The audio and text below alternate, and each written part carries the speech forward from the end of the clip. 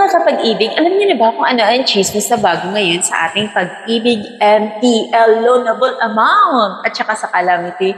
OMG guys, alam niyo matutuwa talaga kayo ngayon sa ating pag-uusapan or sa ating ichichika. At syempre, bago yan, it's me, Lizelle. Welcome back to my channel and to my vlog. Huwag kalimutan na mag-subscribe kung bago ka dito at mag-like sa ating video. At syempre, mag-comment lang kayo dyan. Yun na nga, ang ichichika ko sa inyo ngayon guys ay hindi lang ito natin nakuha lang or natinig sa kanto dahil mismo ito galing sa pag-ibig fan.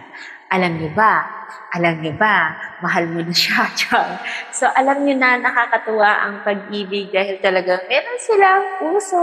Super happy ako nung malaman ko to ha. Actually, kanina ko lang talaga to nalaman as it today, May 17. Kasi super excited ako na ma-share ito sa inyo. Baka sakaling wala pa nag-share. Siyempre, pag-ibig yan eh. Usapang pag-ibig yan. So, effective daw ito no May 16.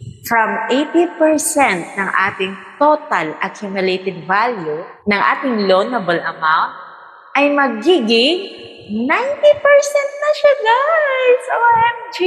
Diba? Saya! Diba? So, happy ba kayo? Narinig nyo? From 80% na maluluon natin ay magiging 90% na siya.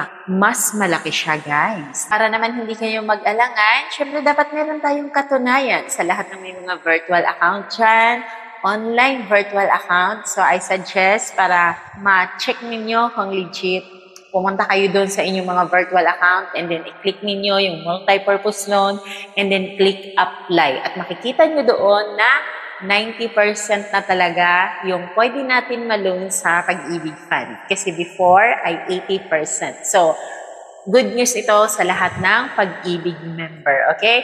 Super happy tayo dahil mas malaki na ang ating malulun. At hindi lang yan, guys. Alam nyo ba kung bakit ano ba ang good news? Maliban sa 90% loanable amount na ating maa-avail na sa pag-ibig fund, aba, meron pa. Dahil from 24 months na qualification ng yung pag-ibig contribution, guys, ay magiging 12 months na lang siya. So, paano yun? Balik-aral tayo. Lagi kong dinidiscuss dito sa aking vlog na kapag first-timer tayo mag-loan sa pag-ibig fund as pag-ibig member, okay? Ay kailangan natin ang qualification, isa sa mga qualification para ma-qualified ka na makapag-avail na MPL, multi-purpose loan, or STL, short-term loan, or calamity loan, ay kailangan dapat ang isang member ng pag-ibig fund ay meron kang at least 24 months ng contribution. Okay, so that is 2 years. So ngayon, ang kagandahan ay 12 months na lang. Oh my God! Can you imagine that, guys? 12 months na lang. So 12 months is 1 year, right? So 1 year na lang ang kailangan ng isang member ng pag-ibig fund para ma-qualified ka. So, 12 months, 1 year, dapat meron kang pag-ibig contribution na posted doon. Posted, nakapost na ang payment ng contribution para ma-qualified ka lang sa pag-loan ng FEL, STL, or calamity kung ano man yung gusto mong i-loan doon. Okay? So, as usual, calamity, nangyayari lang yan kapag meron tayong mga hindi inaasahan na pangyayari sa panahon. Okay, like for example, bagyo. Good news to para sa ating lahat dahil nilakihan yung pag-ibig. Maraming salamat pag-ibig dahil meron talaga kayong puso. Additional lang tayo sa lahat naman na nagsasabi na, OMG, pera namin yan, pero nilalagyan ni pag-ibig ng interest kapag nangutang. Hello? Ang pag-ibig fund, ang ginagawa sa pera natin, pinapalago yan. Kasi kung ang pera natin ay hindi nila pinapalago yan, ay maliit lang talaga ang pera natin. Pinapalago ang pera natin para taon-taon makatanggap tayo ng dividendo. Tsaka kung bakit siya merong interest. Parang nangutang ka lang naman sa Bombay niyan na meron kang interest.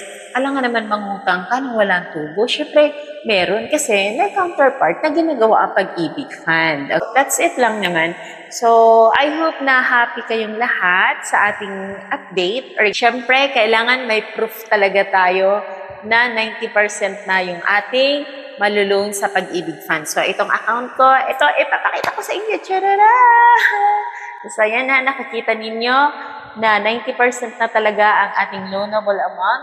Tingnan nyo naman magkano ang malulung ko. Medyo lumaki, di ba? Pasensya na dahil ngayon ako nakapag-update sa inyo, ha? Alam niyo naman tayo, may mga kanya-kanya tayong mga pagsubok sa buhay na hinaharap. Anyway, thank you everyone. Salamat po, and then God bless. It's me again, Hazel. Thank you, bye. See you next vlog.